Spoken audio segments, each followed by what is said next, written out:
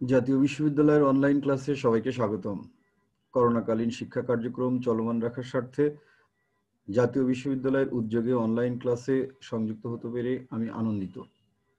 সবাইকে স্বাস্থ্যবিধি মেনে চলার আহ্বান জানাচ্ছি। সংযুক্ত হচ্ছি মোহাম্মদ আতিকুজ্জামান, প্রভাষক, বাংলা বিভাগ, সরকারি ব্রজলাল কলেজ, খুলনা হতে। প্রিয় শিক্ষার্থীরা, আজকে আমাদের আলোচনার বিষয় এবং শ্রেণী বাংলা সম্মান শ্রেণী ৩য় বর্ষ। কোর্সের নাম বাংলা ছোট গল্প ১, বিষয় কোড ২৩-১০-০৫।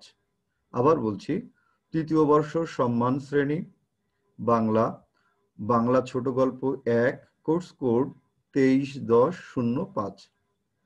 লেকচার নাম্বার এটি আমার ১০, অর্থাৎ এই কোর্সটি আমি পেয়েছিলাম ১০টি লেকচারে। এই গল্পগুলি আমাকে শেষ করতে হচ্ছে। ৩২টি গল্প ছিল এখানে। আজকের যে লেকচার শিরোনাম সেটি হচ্ছে রবীন্দ্রনাথের ছোট গল্প শাস্তি, স্ত্রীর পত্র, সমস্যা পূরণ, মধ্যবর্তিনী, ক্ষুধিত পাষাণ, এই গল্প পাঁচটির বিস্তারিত আলোচনা। তো প্রিয় শিক্ষার্থীরা, করোনাকালীন এই সময়ে, আমাদের এই সংকটপূর্ণ সময়ে জাতীয় বিশ্ববিদ্যালয়ের উদ্যোগে এই যে অবস্থা, অনলাইন জুম ক্লাস, এই ছাড়া আপাতত আমাদের কোনো উপায় নেই। তো সবাইকে আহ্বান জানাচ্ছি, চলো আমরা আস্তে আস্তে আমাদের ক্লাসের ভিতরে প্রবেশ করি।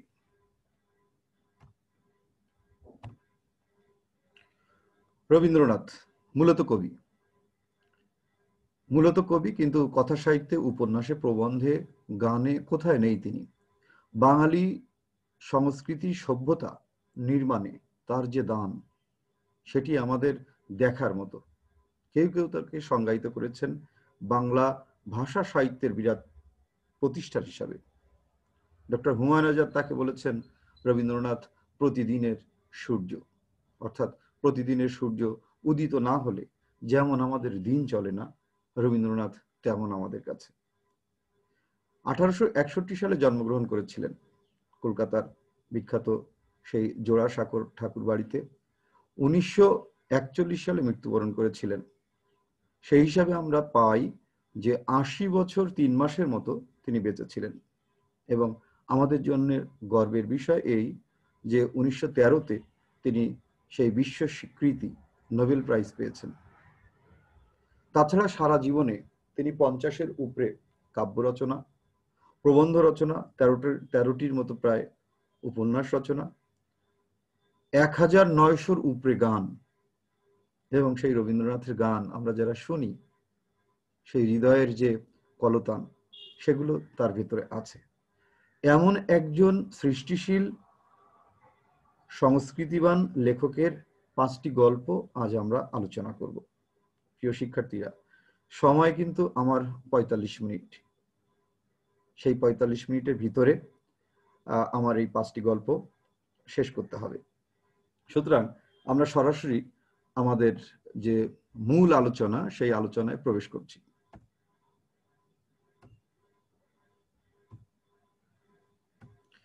এই 5টি গল্প পাঠ করে প্রিয় শিক্ষার্থীরা যে বিষয়গুলো জানতে পারবে, সেগুলো এক টানে আমি একটু তুলে ধরেছি।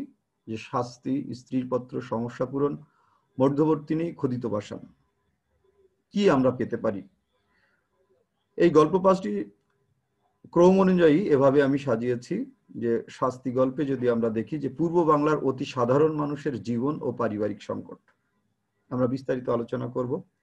দ্বিতীয়তে, আমাদের সমাজে নারীরা কেমন সম্মান পান অথবা সংসারে তাদের প্রকৃত অবস্থা, অর্থাৎ রবীন্দ্রনাথ এখান থেকে 100 বছর আগে যখন এই গল্প লিখেছিলেন, বা 110 বা 20 বছর আগে যখন তিনি এই পূর্বভাগে অবস্থান করতেন, অথবা শান্তিনিকেতনে অবস্থান করতেন, অথবা কলকাতার জীবনে, তখন সেই সময় বঙ্গের নারীদের কি অবস্থা ছিল।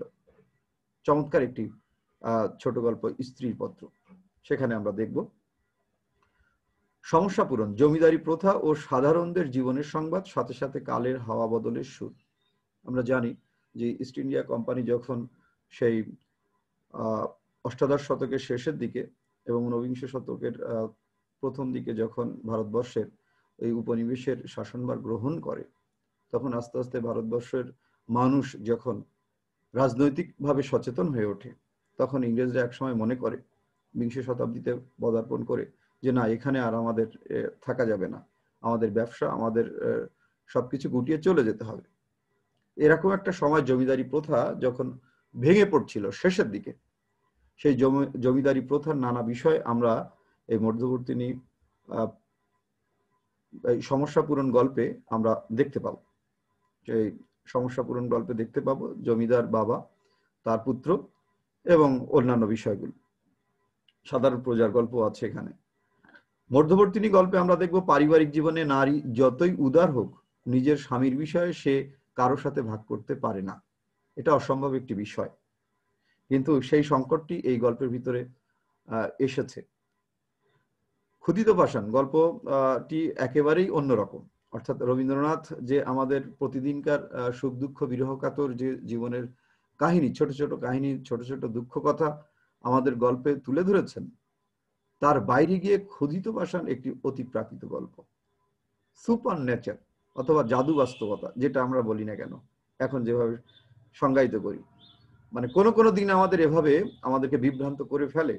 প্রতিদিনকার জীবনের মতো নয়, একটু আলাদা দিন, অতিবাস্তব দিন বা ঘটনা আমাদেরকে রোমাঞ্চিত করে, অভিভূত করে তোলে। এমন একটি বিষয় নিয়ে ক্ষুধিত পাষাণ গল্পটি সৃষ্টি।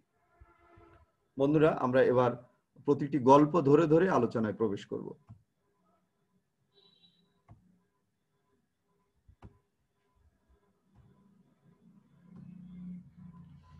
এই 5টি গল্পের প্রধান চরিত্রগুলো আলোচনা একটু খুব অল্প সময়ের ভিতরে আমি একটু এক টানে এভাবে বলে যেতে চাই যে শাস্তি গল্পে প্রধান চরিত্রগুলো বড় ভাই দুঃখীরাম ও স্ত্রী রাধা, ছোট ভাই শ্রীদাম ও তার স্ত্রী চন্দরা এবং গ্রামের রামলোচন খুড়ো। এই 5টি চরিত্রই মূলত সক্রিয় বেশি, তাই এই 5টি চরিত্রকে এখানে তুলে এনেছি। দ্বিতীয় হচ্ছে স্ত্রীপত্র গল্পে প্রধান চরিত্র মৃণাল, সাথে বাড়ির বড় যা অর্থাৎ বড় বউয়ের ছোট বোন বিন্দু, যে কিনা আশ্রয় নিয়েছে এই পরিবারে। 3 হচ্ছে সমস্যা পূরণ গল্পে প্রধান চরিত্রগুলো জমিদার কৃষ্ণগোপাল, জমিদার পুত্র নূতন জমিদারি বিপিন বিহারী এবং মুসলিম বিধবা নারী মির্জা বিবি ও তার পুত্র অসীমদ্দি বিশ্বাস। মধ্যবর্তী গল্পে স্বামী নিবারণ, প্রথম স্ত্রী হরসুন্দরী এবং দ্বিতীয় স্ত্রী শৈলবালা। ক্ষুধিত পাষাণ গল্পের চরিত্রগুলো গল্পের কথক ও তার আত্মীয় যখন ট্রেনে এক জায়গায় যাচ্ছিলেন, তখন এক আগন্তুক যাত্রীর মুখ থেকে গল্পটি তারা শুনেছিলেন এবং সেই যাত্রীটির অতিপ্রাকৃত গল্পটি বলার ঢং এবং তার চারিত্রিক বৈশিষ্ট্য চমৎকারভাবে এখানে তুলে ধরা হয়েছে। আর যখন ওই যাত্রী গল্পটি বলতে থাকেন, সেই গল্পের ভিতরে 2 জন চরিত্র, একজন হচ্ছে বৃদ্ধ কেরানি করিম খা আর একজন হচ্ছে পাগলা মেহের আলী। আমরা আবার একটুখানি দেখে যাচ্ছি, এভাবে পেছনে যাচ্ছে যে শাস্তি গল্পে প্রধান চরিত্রগুলো বড় ভাই দুঃখীরাম ও স্ত্রী রাধা, ছোট ভাই শ্রীদাম ও তার স্ত্রী চন্দ্রা। এগুলো দেখলে আমরা দেখবো যে পূর্ব বাংলার যে সাধারণ কৃষক পরিবার বা কর্মী শ্রেণী বা কামলা শ্রেণী, তারাই এখানে এভাবে উঠে এসেছে। আমরা এবার সরাসরি গল্পে প্রবেশ করতে যাচ্ছি। প্রিয় শিক্ষার্থীরা, করোনাকালীন সময়ে জাতীয় বিশ্ববিদ্যালয়ের উদ্যোগে আমরা সংযুক্ত আছি জুম ক্লাসে। সংযুক্ত আছি মোহাম্মদ আতিকুজ্জামান, প্রভাষক বাংলা বিভাগ, সরকারি ব্রজুলাল কলেজ, খুলনা হতে।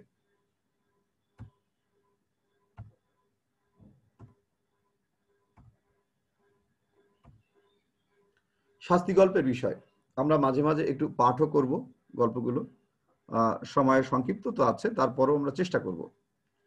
একটি গ্রামীণ পরিবারে বড় ভাই দুঃখীরাম ও স্ত্রী রাধা, ছোট ভাই ছিদাম ও তার স্ত্রী চন্দ্রাকে নিয়ে গল্প। আমাদের গ্রামীণ কৃষক সমাজ বা কামলা শ্রেণীর প্রান্তিক জনেরা যেভাবে প্রতিদিন কাজ করে সংসার চালায়, তেমনি এখানেও দুঃখীরাম ও ছিদামের সংসার। আপন ভাই বউ 2 জন রাধা ও চন্দরা প্রায় প্রতিদিনই টুকিটাকি বিষয় নিয়ে ঝগড়া করে থাকে। পাড়ার লোক সেই বিষয়ে নিয়মিত দর্শক শ্রোতা। 2 যায় একদিন এমন বিবাদ করে এবং তাদের স্বামীরা দিন শেষে ঘরে ফিরে বড় ভাই ভাবছে রাধার কাছে নেতিবাচক উত্তর পেয়ে তার মাথায় দায়ের এক কোপ বসিয়ে অপ্রত্যাশিতভাবে নিজ স্ত্রীকে খুন করে ফেলে এবং ছোট ভাই বড় ভাইকে বাঁচানোর জন্য হত্যার দায়ে বাড়ির ছোট বউ চন্দ্রার নাম ঘোষণা করে এবং সেটি গ্রামের চারিদিকে চাউর হয়ে যায়।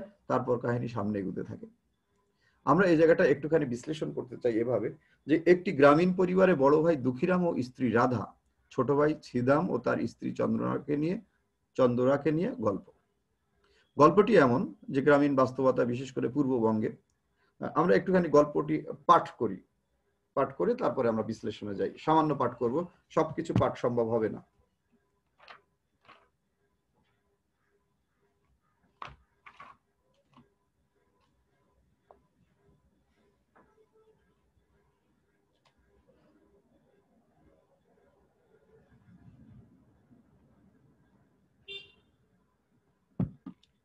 আমি যে জায়গা থেকে শুরু করতে চাই এভাবে, যে দুই ভাই আমাদের আমাদের আমাদের আমাদের গ্রামীণ বাস্তবতায়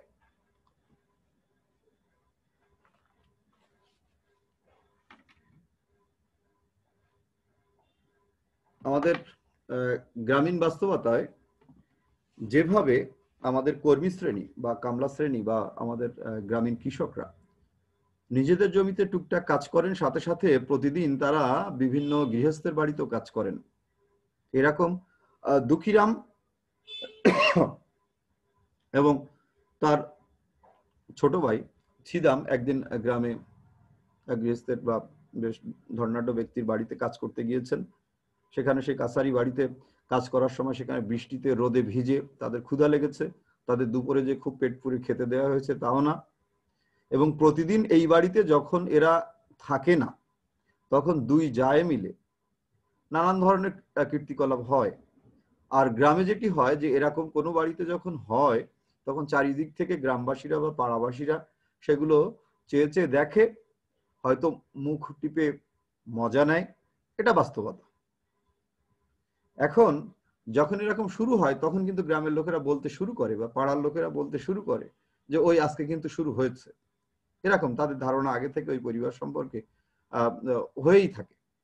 তো সেরকম একটা দিন যখন দুঃখীরাম এবং ছিদাম বাড়িতে নেই, তাদের স্ত্রীরা অর্থাৎ দুই জা রাধা এবং স্ত্রী চন্দরা, তারা দুজনে যথারীতি ঝগড়া বাঁধিয়েছে এবং ঝগড়া বাঁধিয়ে তারা ক্লান্ত। আর দিন শেষে দুঃখীরাম এবং ছিদাম যখন বাড়ি ফিরেছে, তখন এসে দেখে যে তাদের উঠানে এরকম একটা নেতিবাচক বলা যায় যে দৃশ্য। ঠিক সেই সময় বড় ভাই দুঃখীরাম তার স্ত্রী রাধার কাছে ভাত চাইছে। এই জায়গা থেকে আমি একটুখানি শুরু করছি।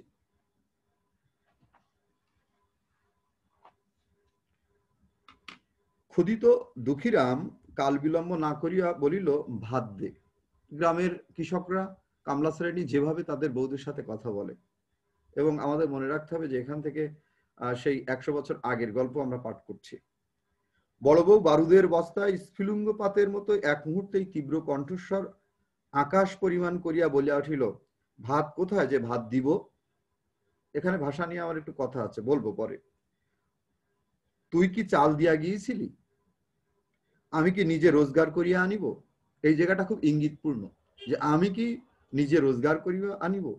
একজন স্বামীর সামনে যখন তার স্ত্রী এই কথাটি বলে, অর্থাৎ স্ত্রী রোজগার করিতে যাবে, সেই সময় তার মানে সমাজে নেতিবাচক একটি বলা যায় যে ইঙ্গিতের কথা বলা হচ্ছে, যে বউ নিজেকে বিক্রি করে এনে তারপর ঘরের ভাত রান্না করবে। এটি স্বামীর জন্য খুব অপমানজনক। কারণ যে স্বামী বাড়ি বসে থাকে না, যে নিয়মিত কাজ করে এবং কাজ করতেই গিয়েছে সে পরিবারকে খাওয়ানোর জন্য, সারাদিনের শ্রান্তি ও লাঞ্ছনার পর অন্নহীন নিরানন্দ অন্ধকার ঘরে প্রজ্বলিত ক্ষুধানলে গৃহিণীর রুক্ষ বচন, বিশেষত শেষ কথাটার গোপন কুৎসিত শ্লেষ দুঃখীরামের হঠাৎ কেমন একেবারে অসহ্য হইয়া উঠিল। ক্ষুদ্র বাঘ্রের ন্যায় গম্ভীর গর্জনে বলিয়া উঠিল, কি বললি? বলিয়া মুহূর্তের মধ্যে দা লইয়া কিছু না ভাবিয়া একেবারে স্ত্রীর মাথায় বসাইয়া দিল। রাধা তাহার ছোট জায়ের কোলের কাছে পড়িয়া গেল এবং মৃত্যু হইতে মুহূর্ত বিলম্ব হইল না। চন্দ্রা রক্তসিক্ত বস্ত্রে, কি হলো গো বলিয়া চিৎকার করিয়া উঠিল। ছিদাম তাহার মুখ চাপিয়া ধরিল। দুঃখীরাম দা ফেলিয়া মুখে হাত দিয়া হতবুদ্ধির মতো ভূমিতে বসিয়া পড়িল। ছেলেটা জাগিয়া উঠিয়া ভয়ে চিৎকার করিয়া কাঁদিতে লাগিল। এইটা আমি যদি বলি যে এখনকার যে বাংলাদেশ, সেই বাংলাদেশের গ্রামগুলো অনেক পরিবর্তন হয়েছে। এখনকার সরকার, এখনকার আইন আদালত, শৃঙ্খলা বা গ্রামের যে পরিবেশ সেটি অনেক উন্নত, এবং বিশেষ করে মেয়েদের অর্থনৈতিক অবস্থা বেশ সবল হওয়ায় মেয়েরা কিন্তু এখন শক্ত ভিত্তির উপরে দাঁড়িয়ে আছে। তবু যে নির্যাতন হচ্ছে না, হয় না, সে কথা বলবো না। কিন্তু এখান থেকে 50-100 বছর আগে যে ঘটনাগুলো ঘটতো, এবং এখান থেকে 20 বছর আগেও আমি গ্রামে যেটা দেখেছি, আমার নিজের যে প্রত্যক্ষ অভিজ্ঞতা, সেটা হচ্ছে এভাবে যে মাঠ থেকে কৃষক এভাবে না খেয়ে রোদে বৃষ্টিতে ভিজে যদি বাড়িতে এসে, যদিও সে তার চালটা রেখে যাওয়ার দায়িত্ব তার ছিল, বাজার বেষ্টি করে দেওয়ার দায়িত্ব তার ছিল, সে করে দিয়ে যায় নাই তার সংকটের কারণে। অথচ যখন সে বিকালে এসে বা সন্ধ্যায় এসে ভাত খেতে চায়, সেরকম একটা পরিবেশে ভাত না দিতে পারলে রাগটা কিন্তু স্ত্রীর উপরেই ঝাড়ে অন্যায়ভাবে। এবং আমি দেখেছি গ্রাম বাংলায় যে ওই বাঁশের চলা, কাঠের চলা, হাতের কাছে যা পায় তাই দিয়ে স্ত্রীকে পেটায়। অর্থাৎ ক্ষুধা, দারিদ্র, যত কিছু নেতিবাচকতা আছে, শেষ পর্যন্ত দুর্বল নারীর উপরে গিয়ে নির্যাতনটা হয়। যদিও আমি বলছি এখান থেকে 30 বছর আগে, 40 বছর, 50 বছর, 100 বছর আগের যে ঘটনা। কিন্তু এখন বাংলাদেশ এগিয়েছে এবং পুরুষ অনেকটা দায়িত্বশীল হচ্ছে, দায়িত্বশীল পরিচয় দিচ্ছে। এখন সময়টা একটু অনেক ইতিবাচক বলা যায়। কিন্তু সেই সময়ের ঘটনাটা এখানে কিন্তু রবীন্দ্রনাথ শাস্তি গল্পে এখানে তুলে ধরেছেন। এবং এইরকম একটা যখন ঘটনা ঘটলো, তখন তার ছোট ভাই হুট করে দেখলো যে দাদাকে তো, তার ভাইকে তো বাঁচাতে হবে। এবং গ্রামের লোকজন জানার আগেই যখন কেউ একজন তাদের বাড়িতে আসলো, বিশেষ করে সেই গ্রামীণ খুড়া রামলোচন বাবু, এখন কিছু তো বলতে হবে যে কে করেছে কাজটি। তখন ছোট ভাই ছিদাম সাথে সাথে বলল যে আমার স্ত্রী চন্দরা, তার সাথে বর্ষা হচ্ছিল তার ভাসুর দুঃখীরামের, এবং আমার দেখা যায় যে সেই চন্দ্রার সাথে বড় জায়ের বর্ষা হচ্ছিল। সেই বড় জাকে চন্দরা, ছোট বউ, সে তার মাথায় কোপ বসিয়েছে। চন্দরা এ বিষয়ে সেই অর্থে কিছু জানে না যে এরকম একটি বিষয় আলোচনা কিন্তু সামনে এগিয়ে যাচ্ছে। এবং বলা যায় যে রামলোচন খুড়া যখন গ্রামে যায় ফিরে দ্রুত, তখন কিন্তু এটা চারিদিকে ছড়িয়ে যায়। এটা হচ্ছে গল্পের একটা বড় জায়গা, নাটকীয়তা। এবং আপন ভাইকে যখন মানে এরকম একটা জিনিস নেতিবাচক কাজ করতে দেখে, তখন ছোট ভাই এগিয়ে যায় তাকে বাঁচানোর জন্য। এবং তার নিজ বউ চন্দ্রাকে বলে যে তুমি অন্তত এই যে ঘটনাটি ঘটেছে, এর দায় তুমি নাও, আমি তোমাকে বাঁচিয়ে নিব যেভাবে হোক। কিন্তু সেটা শেষ পর্যন্ত একরোখা সত্যবাদী চন্দরা সেটি কিন্তু কবুল করে ঠিকই, কিন্তু আদালতে ব্যাখ্যা দেওয়ার সময় সেটি কিন্তু মানে না। সে নিজেই কবুল করে নেয় তার যে নির্যাতন, তার যে বঞ্চনা, সেই বঞ্চনা থেকে নিজে রেহাই পাওয়ার জন্য। সিদাম দেখিল আর রক্ষা নাই, হঠাৎ বলিয়া ফেলিল, ঝগড়া করিয়া ছোট বউ বড় বউয়ের মাথায় এক দায়ের কোপ বসায় দিয়াছে। এবং গ্রামের লোক এটাই বিশ্বাস করতে থাকলো। চক্রবর্তী ঢুকেছিল, খুড়ো চক্রবর্তী পালাইবার পথ পায় না, ভাবিল রাম রাম, সন্ধ্যাবেলায় একই বিপদে পড়িলাম, আদালতে সাক্ষ্য দিতেই প্রাণ বাহির হইয়া যাইবে। শ্রীরাম কিছুতেই তার পা ছাড়িল না, কহিল দাদা ঠাকুর, এখন আমার বউকে বাঁচাইবার কি উপায়? মামলা মোকদ্দমার পরামর্শে রামলোচন সমস্ত গ্রামের প্রধানমন্ত্রী ছিলেন। এই ব্যক্তিটি কিন্তু চারিদিকে যখন চাউর করে দিলেন, তখন কিন্তু সবাই কিন্তু এই কথাটি বিশ্বাস করতে লাগলো। থানা পুলিশ থেকে লোক আসলো এবং ছোট ভাইয়ের বউ চন্দ্রাকে ধরে নিয়ে গেল। তারপর যখন কোর্টে উঠে এ বিষয়ে তার স্বামী শ্রীদাম যখন তাকে শিখিয়ে দিল যে বড় বউ তাকে বটি নিয়ে মারতে এসেছিল, সে আত্মরক্ষার্থে যখন সেটি ধাক্কা দেয় এবং তার আঘাতে তার অপ্রত্যাশিতভাবে মৃত্যু হয়। কিন্তু চন্দরা এই কথা বলতে রাজি নয়। চন্দরা কোর্টে বলে যে না, আমি আমার বড় জাকে দায়ের কোপে খুন করেছি। তখন ওই বাড়ির বড় পুত্র অর্থাৎ বড় ভাই দুঃখীরাম বলল যে মূল ঘটনা এই যে আমি খুন করেছি, আমাকে বাঁচানোর জন্য ছোট ভাই এই কাহিনী ফেঁদেছে। ছোট ভাই বলল যে না, কেউ করেনি, আমি মেরেছি। কিন্তু কোর্ট আর কারো কথা বিশ্বাস করলো না, অবিচল চন্দ্রার কথাই বিশ্বাস করলো। এই জায়গাটা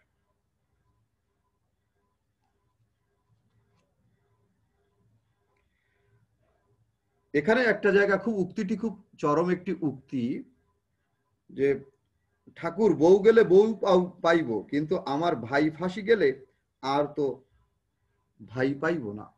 এই যে একটা জায়গা, অর্থাৎ আমাদের গ্রামীণ বাস্তবতায় ভাই সম্পর্কে যে একটি ব্যাপার, সেটি কিন্তু এই গল্পে উঠে এসেছে। এবং বাড়ির স্ত্রীরা যে কত নগণ্য, সমাজের নারীরা যে কত নগণ্য, সেই সময়ের কথা বলছি, সেটি কিন্তু এই এই সংলাপের ভিতর দিয়ে উঠে এসেছে। শেষ পর্যন্ত চন্দ্রার ফাঁসির জন্য আদেশ হয়ে যায়, এবং চন্দ্রাকে যখন বলা হয়, যখন ম্যাজিস্ট্রেট যখন বলে, জেলখানায় ফাঁসির পূর্বে দয়ালু সিভিল সার্জন চন্দ্রাকে জিজ্ঞাসা করিল, কাহাকে দেখিতে ইচ্ছা করো? চন্দ্রা কহিল, একবার আমার মাকে দেখিতে চাই। ডাক্তার কহিল, তোমার স্বামী তোমাকে দেখিতে চায়, তাহাকে কি ডাকিয়া আনিব? চন্দ্রা কহিল, মরণ। এবং এই গল্পটি 1893 এর দিকে ইংরেজি প্রকাশিত। এবং বলা যায় যে রবীন্দ্রনাথ যখন 1892 বা 91 সাল থেকে আমাদের পূর্ববঙ্গে, অর্থাৎ বর্তমান বাংলাদেশের সেই শিলাইদহ, কুঠিবাড়ি বা শাহজাদপুর এরকম জায়গায় যখন সবকিছু ছেড়ে এসে জমিদারি দেখভাল করছেন এবং তার সাহিত্য রচনা করছেন, এরকম একটি সময় কিন্তু এই গল্প। এবং এই গল্প শুধু না, এই সময় তিনি অনেক কাব্য, অনেক গল্প, অনেক সাহিত্য প্রবন্ধ এই পূর্ববঙ্গে বসে রচনা করেছেন। এবং পূর্ববঙ্গের প্রকৃতি, পূর্ববঙ্গের গ্রাম আমরা কিন্তু এই গল্পের ভিতরে পাবো। এমন একটি বাস্তবতা থেকে আমরা এই গল্পটি শেষ করছি। আমরা পরবর্তী স্লাইডে যাচ্ছি।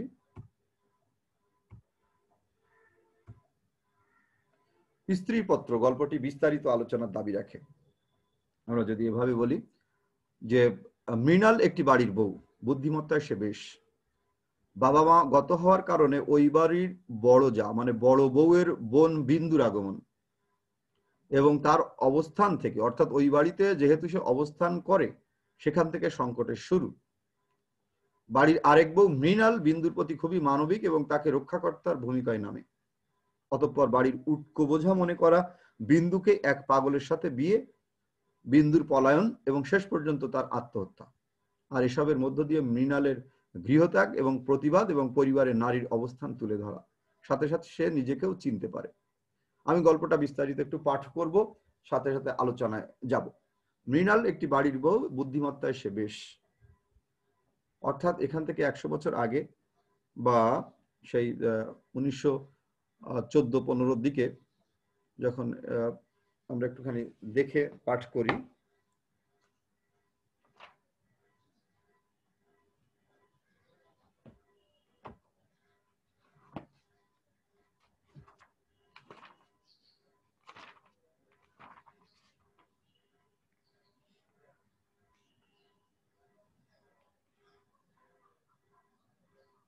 '14 দিকে এই গল্পটি হচ্ছে রচিত।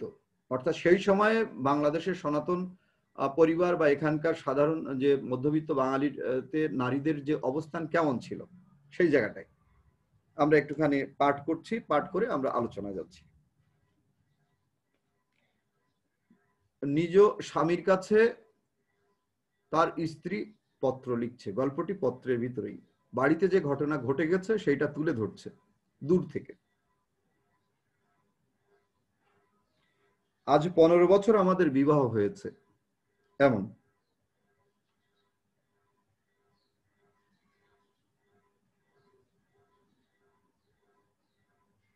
15 বছরের সংসার জীবনে নারী কেমন ছিল তার পরিবারে, তারপর সেখান থেকে বিদ্রোহ। নিজের মৃণালের সেই অর্থে কোনো বাচ্চা নেই। একটি বাচ্চা হয়েছিল, শিশু কন্যা, কিন্তু সেটি জন্ম নিয়েই মারা গিয়েছে। আমি যেটাকে ভালো বলে বুঝি আর কারো খাতিরে সেটাকে মন্দ বলে মেনে নেওয়া আমার কর্ম নয়। এই হচ্ছে মৃণাল একটানে, এই হচ্ছে মৃণাল চরিত্র। এবং যে পরিবারে নারীর সেই অর্থে কোনো স্বাধীনতা ছিল না বা সম্মানবোধ ছিল না, সেরকম একটি জায়গায় মৃণালের বিয়ে হয়েছে। মৃণাল কিন্তু তার চরিত্রের এতটুকু কোনো নমনীয়তা দেখায়নি। এজন্য মৃণালের যে পরিবারে সে গিয়েছে বউ হয়ে, সেখানে সবাই তটস্থ থাকতো যে এই বউ নাকি কখন কি বলে ফেলে, এরকম একটা তারা কিন্তু ভয় থাকতো। ঠিক এইরকম একটি পরিবারের পুত্রবধূরাই যখন এরকম সংকটে, সেখানে পুত্রবধূর বোনের আগমন জিনিসটা খুব স্বস্তিদায়ক নয় ওই পরিবারের জন্য। এবং সেই বোনটি খুব যে কর্মশীলা বা খুব যে বলা যায় যে রূপবতী, যাকে ভালো একটি পাত্রী হিসাবে জোগাড় করতে পারবে, সেই সমাজের বাস্তবতায় সেটি কিন্তু নয়। সেরকম একটা জায়গা থেকে মৃণাল বিন্দুকে সব রকমের সমর্থন দিতে থাকে এবং নিজের সন্তান যেহেতু নেই, তাই মৃণালকে নিজ হাতে খাওয়ানো, সবকিছু পড়ানো, সবকিছু দায়িত্ব সে নেয়। এই অহেতুক আদর যত্নে, মানে ওই পরিবার সদস্যদের বক্তব্য আমি বলছি, তারা মৃণাল অর্থাৎ ওই বাড়ির বউ সম্পর্কে আরো নেতিবাচক ধারণা করতে থাকে। এবং বড় বউয়ের যে বোন বিন্দু, সেই বড় বউ কিন্তু অনেকটা বেঁচে যায় যে না, আমাদের আর এক বউ মৃণাল আমার বোনের দায়িত্ব নিয়েছে। অনেকটা কিন্তু বড় বউ বেশ বেঁচে যায়, অর্থাৎ মৃণালের বড় যা। কিন্তু এই তাদের বোনকে বিয়ে দেওয়ার জন্য যে বাড়িতে সে জামাইবাবুদের বাড়িতে আশ্রয় নিয়েছে, তারা উঠে পড়ে লাগে এবং এক সময় তাদের লক্ষ্য বলা যায় পূর্ণ হয়। পাত্র দেখতে আসে না মৃণালকে, পাত্র দেখতে আসে না বিন্দুকে। এবং বিন্দুর মাথায় কিন্তু বুদ্ধি এবং মৃণালের মাথায় বুদ্ধি এইখানে যে এই সময়ে পাত্রী না দেখে একজন পাত্র আমাকে বিয়ে করছে, আর আমি যেহেতু দেখতে সুন্দরী নই, তাহলে সেই পাত্র কতই বা সুশ্রী অথবা সেই পাত্র কতই বা স্বাভাবিক, এটি তাদের মনে প্রশ্ন জাগে। এবং যখন সামনে খারাপ কিছু ঘটবে মৃণাল আগে থেকে বুঝতে পারে, কিন্তু ওই বিয়েতে বাধা দিবে এইটা কিন্তু তার উপায় নেই, কারণ তখন এর বয়স, বিন্দুর বয়স কিন্তু বেড়ে যাচ্ছে। সে জায়গাটা একটু আমরা দেখব।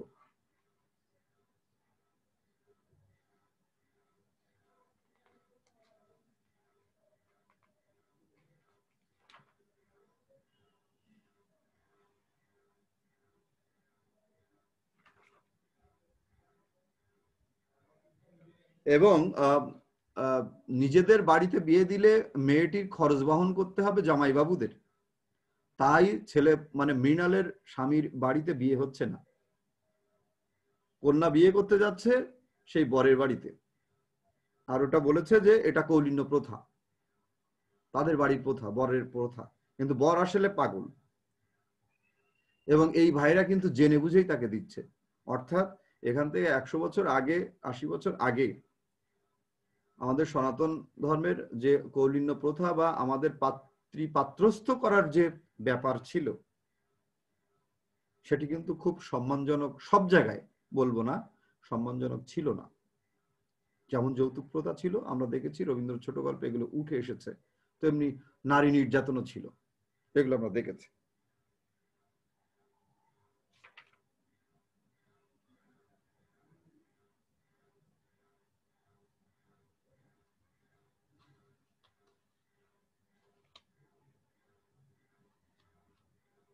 একটি ঘরের কোনায় একটা বলা যায় সিঁড়ি ঘর আছে, সেখানে চলে এসেছে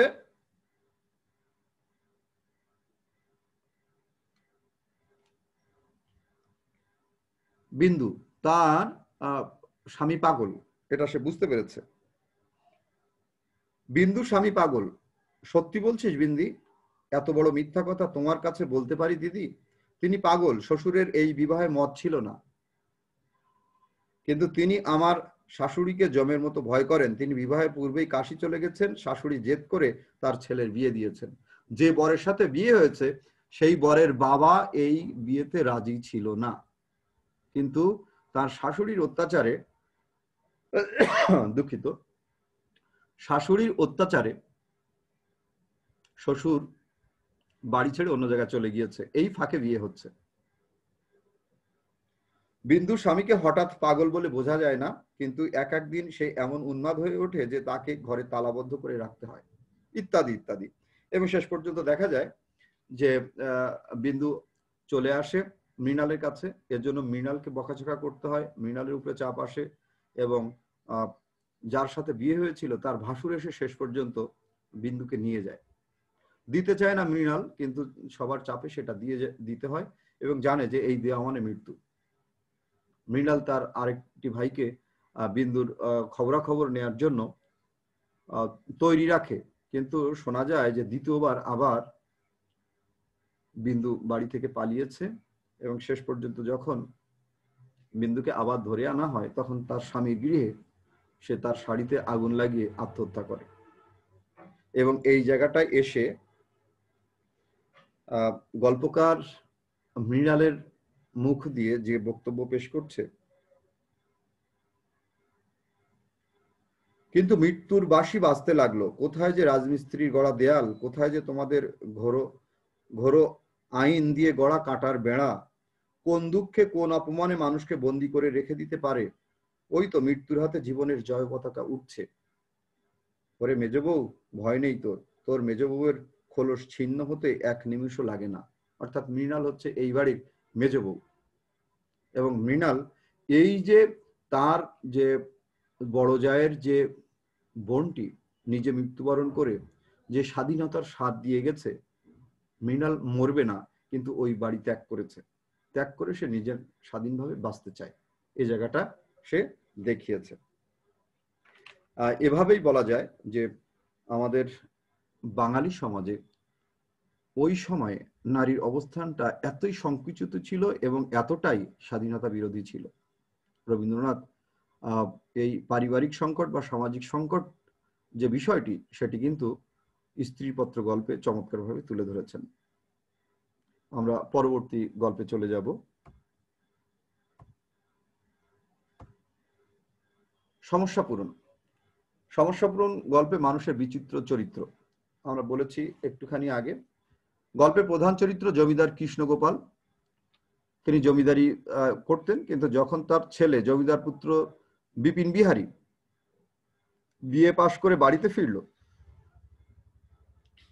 তখন তার কাছে জমিদারি দিয়ে জমিদার কৃষ্ণগোপাল তীর্থে যাত্রা করলেন, ধর্মকর্মে তিনি মনোযোগ দিলেন, এবং নূতন কালে নূতন জমিদার বিপিন বিহারী জমিদারি চালান শক্ত হাতে।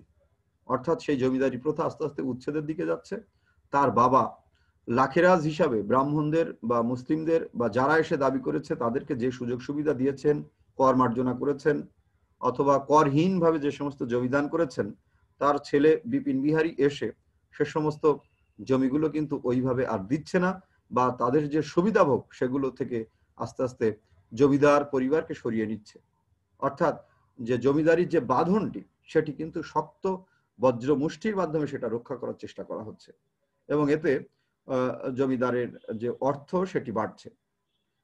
প্রজারা নানানভাবে সেই কৃষ্ণগোপালের কাছে, পুরাতন জমিদার অর্থাৎ তার বাবার কাছে, বিপিন বিহারী বাবার কাছে আর্জি জানায়, কিন্তু বাবা ছেলেকে যে বলবে এবং ছেলে যে তার বাবার মান রাখবে এটা বাবা মনে করেন না, তাই সেভাবেও তিনি আর সক্রিয় নন। মুসলিম বিধবা নারী মির্জা বিবি ও তার পুত্র অসীমদ্দি বিশ্বাস নূতন জমিদারের প্রতিপক্ষ হয়ে দাঁড়ায়। এই গ্রামের ভিতরে অসীমদ্দি খুব তীব্র চরিত্র, এবং জমিদার বিপিন বিহারীর বাবা অর্থাৎ পুরাতন জমিদার কৃষ্ণগোপাল এই পরিবারটিকে যথেষ্ট পরিমাণ মুসলিম হওয়া সত্ত্বেও জমি জায়গা লাখেরাজ সম্পত্তি বেশ পরিমাণ দিয়ে গেছেন, যেটি নূতন জমিদার বিপিন বিহারী কোনোভাবেই ভাবতে পারেন না। যেহেতু ব্রাহ্মণ পরিবার নয়, হিন্দু পরিবার নয়, তাহলে এই পরিবারকে এভাবে সুবিধা দেওয়ার কারণ কি? এবং তার প্রতিপক্ষ হিসেবে বলা যায় যে অসীমদ্দি যখন বিভিন্ন দ্বন্দ্বে লিপ্ত হয়, তখন তার নামে থানাতে কেস জুড়ে দেয়, মামলা জুড়ে দেয়, এবং মামলাতে দেখা যায় যে যখন সব দিক থেকেই অসীমদ্দি প্রায় নিঃস্ব হয়ে যাচ্ছে, কোনো কোনো জায়গায় গিয়ে হাইকোর্টে কোনো কোনো মামলায় গিয়ে হয়তো জয়লাভ করছে। চারিদিকে এটি চাউর হয়েছে বেশ যে জমিদারকে কখনো আদালতে যেতে হয়নি, কিন্তু এই কেসে, এই মামলায় এবার জমিদারকে যেতে হচ্ছে। কি বলে আদালতে যেতে হচ্ছে। এরকম একটা জায়গা আমরা একটু পাঠ করব।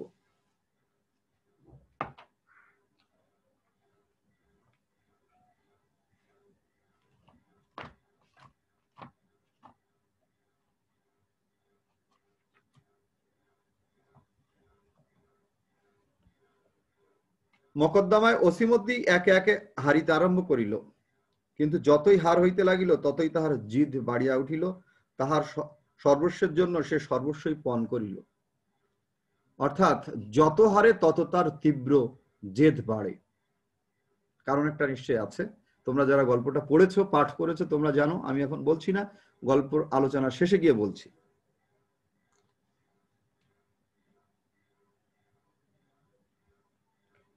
ঠিক এরকম একটি সংকটের সময়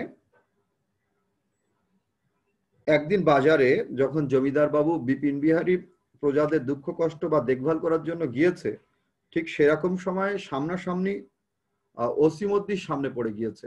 অসীমদ্দির তখন খুব করুণ অবস্থা।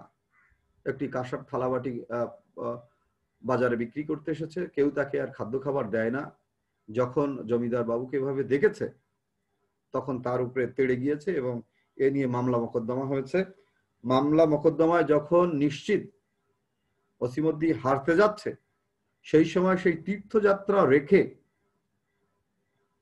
বিপিন বিহারীর বাবা বৃদ্ধ জমিদার কৃষ্ণগোপাল আদালত প্রাঙ্গণের কাছে এসে দাঁড়িয়েছে এবং নিজ পুত্র এই সংবাদ পাওয়ার সাথে সাথে বিপিন বিহারী সাথে সাথে বাবার কাছে চলে এসেছে। সেই জায়গাটা একটুখানি বলবো যে এই গল্পটির নাটকীয়তা।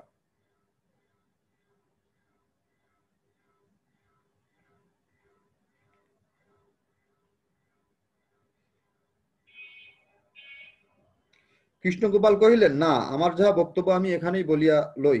বিপিনের অনুচরগণ কৌতূহলী লোকদিগকে দূরিয়ে ঠেলিয়া রাখিল। কৃষ্ণগোপাল কহিলেন, অসীম যাহাতে খালাস পায় সেই চেষ্টা করিতে হইবে। উহার যে সম্পত্তি কাড়িয়া লইয়াছে তাহা ফিরাইয়া দিবে।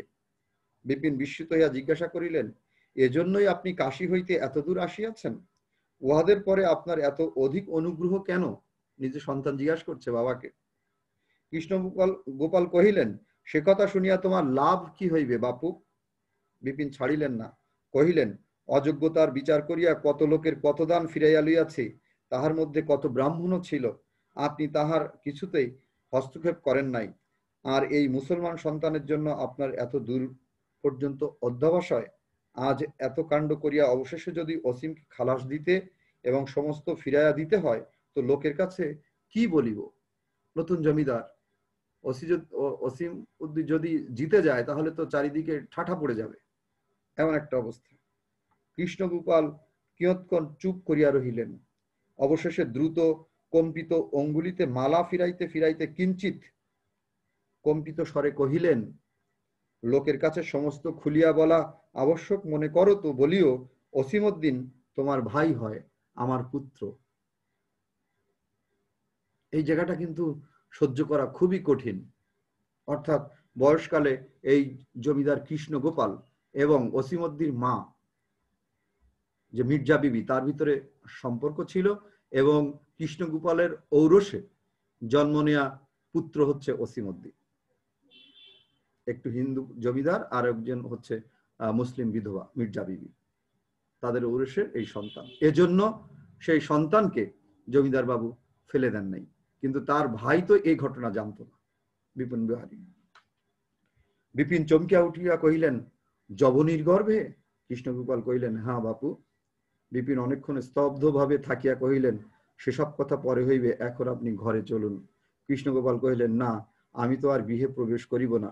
এবং এই জায়গাটায় বলা যায় যে এইরকম একটি পর্যায়ে এসে যে জীবনের যে বাস্তবতা, বিচিত্র চরিত্রের, অর্থাৎ আমরা সংজ্ঞায়িত করতে পারি না যে আমি এই মানুষ, এই আমি নিজে যে কি, শেষ পর্যন্ত আমার চরিত্র, আমার মন, আমার শরীর শেষ পর্যন্ত আমাকে পরাজিত করে কখনো কখনো হয়তো এভাবে মানুষকে উপস্থাপন করে ফেলে। আমরা তখন চারিদিকে হায় হায় করতে থাকি। জীবনের এমন একটি সত্য রবীন্দ্রনাথ ঠাকুর এই সমস্যা পূরণ গল্পে তুলে ধরেছেন।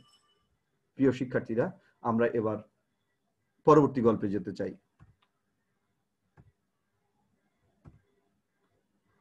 মধ্যবর্তিনী গল্পে মানুষের দ্বন্দ্ব খুব স্বাভাবিক একটি বিষয়কে রবীন্দ্রনাথ এই ছোট গল্পে নিয়ে এসেছেন। সেটি হচ্ছে এই গল্পে স্বামী নিবারণ ও তার প্রথম স্ত্রী হরসুন্দরী বেশ ভালোভাবেই সংসার করে চলেছিল, কিন্তু হরসুন্দরীর শারীরিক অবস্থার অবনতি এবং তার সন্তান সন্ততি না হওয়ার কারণে স্বামীকে দ্বিতীয় বিয়ের প্রস্তাব দেয়। প্রথম দিকে স্বামী দ্বিতীয় বিয়েতে প্রস্তাব রাজি হয় না, কিন্তু বারবার বলতে থাকায় স্বামীর ভিতরেও বেশ মধ্য বয়সে গিয়ে কেমন একটা উজ্জীবিত ভাব চলে আসে এবং জোরাজুরিতে সে রাজি হয়ে যায় এবং শৈলবালার সাথে তার বিয়ে হয়। শৈলবালা নিতান্তই অল্প বয়সের একটি মেয়ে এবং তার চঞ্চল চাপল্যে বলা যায় নিজের ভিতরে নিবারণ আর এক নূতন নিবারণকে খুঁজে পায়। আর ওদিকে প্রথমা হরসুন্দরী তার স্ত্রী, সে তাদের এই দুজনের চমৎকার সম্পর্ক দেখে নিজেকে খুব হতাশায় এবং বলা যায় দ্বিধাদ্বন্দ্বে লিপ্ত হয়। তবুও ছোট বোনের মতো শৈলবালাকে নানান ধরনের কাজ শেখাতে থাকে এবং তার স্বামীকে কিভাবে আদর যত্ন করতে হবে সেগুলো শিখিয়ে দিতে থাকে। শৈলবালা চরিত্রের মূল প্রধান বৈশিষ্ট্য এরকম যে সবকিছুই আমার জন্য, আমি কারোর জন্য নই। আমি আদরে এত গদগদ এবং সবাই তাকে এভাবেই সংজ্ঞায়িত করেছে, সহযোগিতা করেছে যে সে কোনো কাজ করতে রাজি নয়। একদম লেখক এভাবেই লিখছেন যে সবকিছু আমার জন্য, আমি কারোর জন্য নই। এরকম একটি বিষয় দেখা যায় যে এই পরিবারটি, নিবারণ পরিবারটি আস্তে আস্তে তার নিজ কর্মক্ষেত্র থেকে লোন করতে থাকে, চুরি করতে থাকে, অর্থনৈতিক অবস্থার অবনতি ঘটতে থাকে। একসময় নিবারণের যে প্রথম স্ত্রী হরসুন্দরীর যে স্বর্ণালঙ্কার আছে সেগুলো চেয়ে বসে নিবারণ, কিন্তু তার স্ত্রী হরসুন্দরী বলে যে সেগুলো আমি ছোট বউকে উপহার দিয়েছি। ছোট বউ এই গহনা দিতে রাজি নয় এবং সেই সিন্ধুকের চাবি একসময় পুকুরের মাঝখানে ফেলে দেয়। এরকম একটা অবস্থা, নেতিবাচক অবস্থা। অনেক কষ্টে নিবারণের পৈতৃক ভিটা বিক্রি করে সেই চাকরির ক্ষেত্রে, চাকরি তো গেলই, এবং তার সেই আত্মসাৎ করার টাকা ফিরিয়ে দিতে হলো।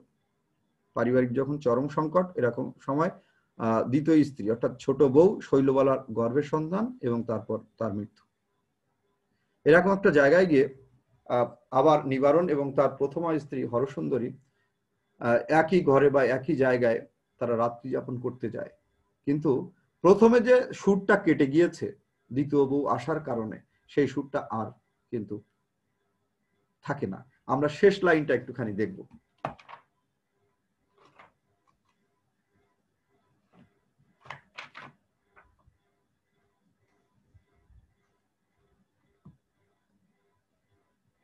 একদিন গভীর রাত্রে সমস্ত শহর যখন নিদ্রিত, নিবারণ ধীরে ধীরে হরসুন্দরীর নিভৃত শয়নকক্ষে প্রবেশ করিল। নীরবে সেই পুরাতন নিয়ম মতো সেই পুরাতন শয্যার দক্ষিণ অংশ গ্রহণ করিয়া শয়ন করিল, কিন্তু এবার তাহার সেই চির অধিকারের মধ্যে চোরের মতো প্রবেশ করিল। হরসুন্দরীও একটি কথা বলিল না, নিবারণ একটি কথা বলিল না। উহারা পূর্বে যেরূপ পাশাপাশি শয়ন করিত এখনো সেই রূপ পাশাপাশি শুইল, কিন্তু ঠিক মাঝখানে একটি মৃত বালিকা শুইয়া রহিল, তাহাকে কেহ লঙ্ঘন করিতে পারিল না। ওই যে ছোট বউ শৈলবালা, তার যে সতীন, অর্থাৎ সতীনের সাথে যে এত চমৎকার একটি সম্পর্ক নিবারণের গিয়েছে, এটি প্রথমা স্ত্রী হরসুন্দরী দেখেছে, সেটি সে ভুলতে পারেনি। অর্থাৎ আমরা ঐতিহ্যগত ভাবে বলবো এই জায়গাটায় যে স্বামীর ভাগ কোনো স্ত্রী কাউকে দিতে পারে না। এখন এখানে আরো একটি প্রশ্ন আসবে যে যেটি উল্লেখিত নয়, যে স্ত্রীর ভাগও কি কেউ দিতে পারবে?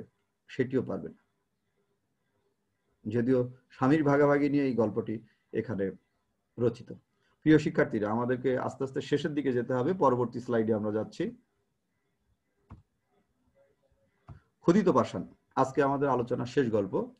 রবীন্দ্রনাথ আমাদের প্রতিদিনকার সামাজিক বা সংকট বিভিন্ন ধরনের গল্প রচনা করেছেন, কিন্তু এটি তার অতিপ্রাকৃত গল্প, এটি নূতন নন্দন। এই গল্পটি কথক শুনে যাচ্ছেন একটি ট্রেন স্টেশনে বসা অন্য অচেনা যাত্রীর কাছ থেকে।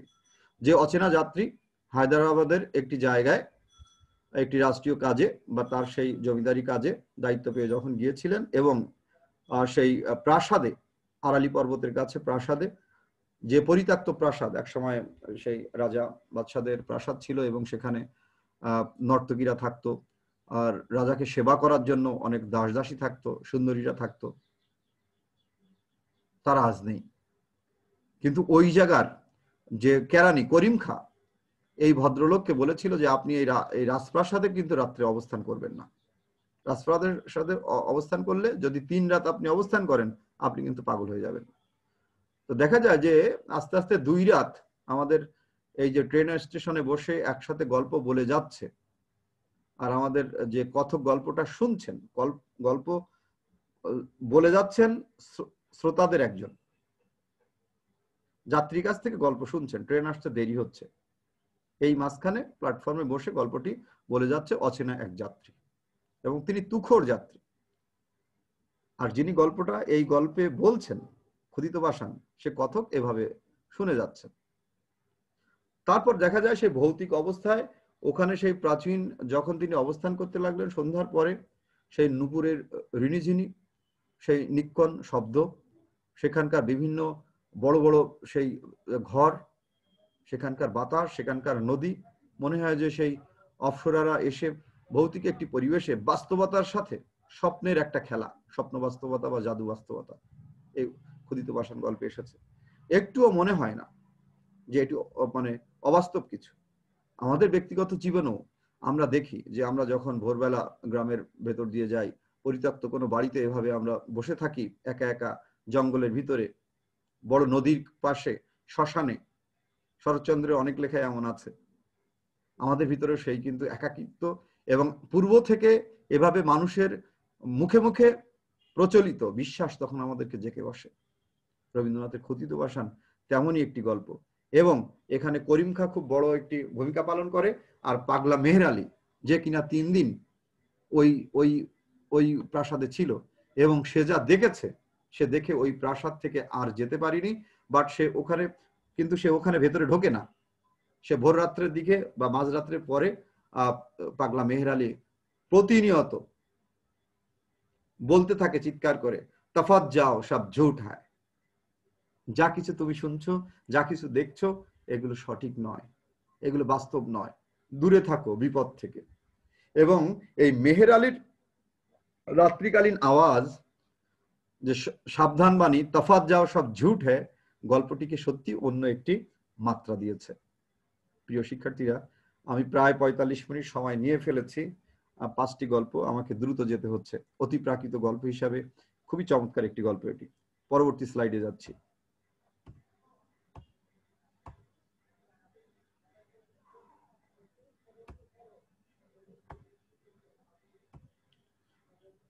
হ্যাঁ, মূল্যায়ন।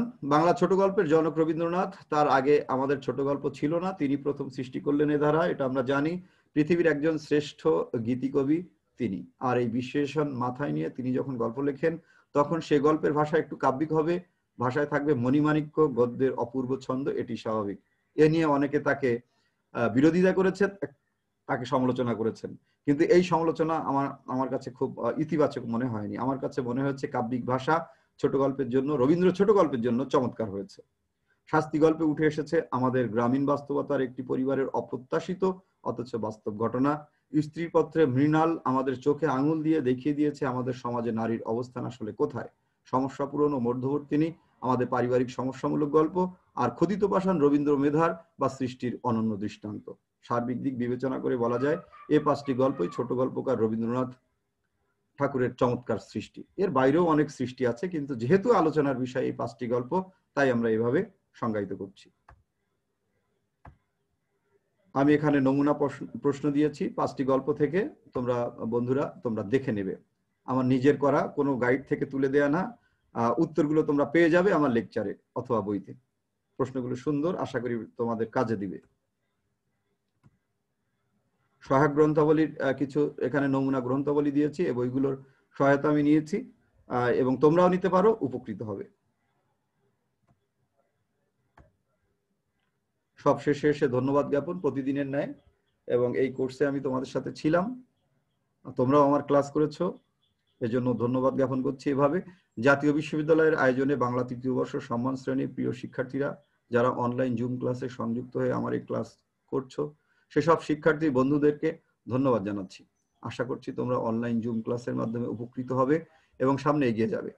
জাতীয় বিশ্ববিদ্যালয়ের সংশ্লিষ্ট সকলকে ধন্যবাদ জানিয়ে শেষ করছি। সবাই ভালো থাকো এতক্ষণ সংযুক্ত ছিলাম আমি মোহাম্মদ আতিকুজ্জামান, প্রভাষক, বাংলা বিভাগ, সরকারি ব্রজলাল কলেজ, খুলনা হতে। সবার মঙ্গল কামনায় আজ এ পর্যন্ত। ধন্যবাদ।